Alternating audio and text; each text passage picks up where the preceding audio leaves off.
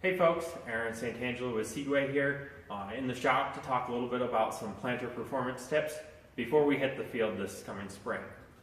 Just a few things to check on when we're looking through our planter. We'll start from the front and work our way back. Is basically trying to get that seed down in the soil the proper way.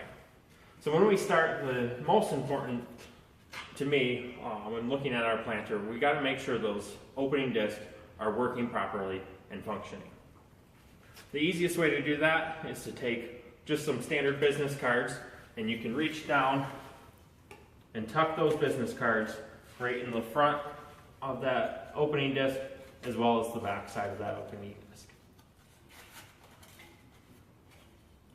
Doing so will show you how close those discs are spaced to ensure that you have the proper opening of that seed trench for it. So here you can see there's a couple inches difference. On most pieces of equipment, we want to see at least 2, if not more, depending on what your equipment standards recommend.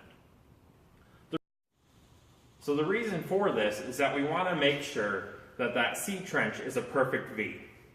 The reason being is that seed's going to drop down to the bottom, and when the closing wheels push that trench closed, we're going to get good seed to soil contact. When those opening discs aren't tight enough, what we end up having is a W shape in the bottom of that seed trench. That allows the seed to fall either to the left or the right. The firmers don't push it down into the soil trench, and therefore when that seed trench closes, we end up with air pockets. And as we all know, those air pockets can lead to reduced yields up to 5 to 7% if we have uneven emergence in that stand.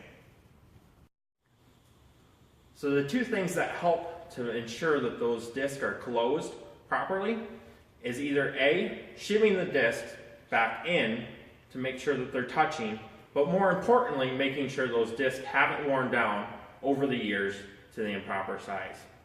For most pieces of equipment, that's going to be about 14 inches to 14.5 inches of diameter on those opening discs, just to make sure that there's plenty enough material. Some pieces of equipment vary in size, so it's really important that you look at your dealer recommendations.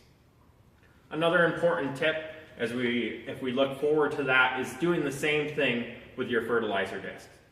A lot of people forget that we may have issues with that, and in order to get a good 2-inch by 2-inch placement of that fertilizer, we need those discs to also be doing similar practice.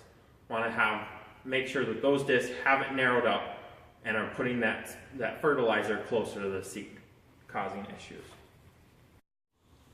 As we move back through the planter, make sure that our gauge wheels here are moving freely and can spin. We want to make sure that gets good contact when we're out in the field and can move freely and does not cause residue to catch up in the planter unit. We move back to our press wheels back here. It's the same principle. We want to make sure that they're working properly, spinning freely here in the shop, and are able to press close that system.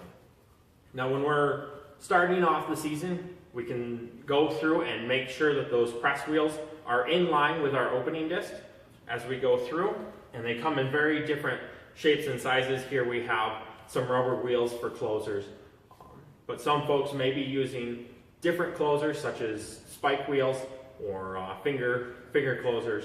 The key being that we adjust those correctly so they have the proper down pressure to close that trench, but not enough aggression to pull that seed up out of the seed trench. For more information on either planter performance or any of the lineup that we have in farm seed, turf, or vegetables, contact your local SEEDWAY dealer or SEEDWAY representative. Thanks for watching.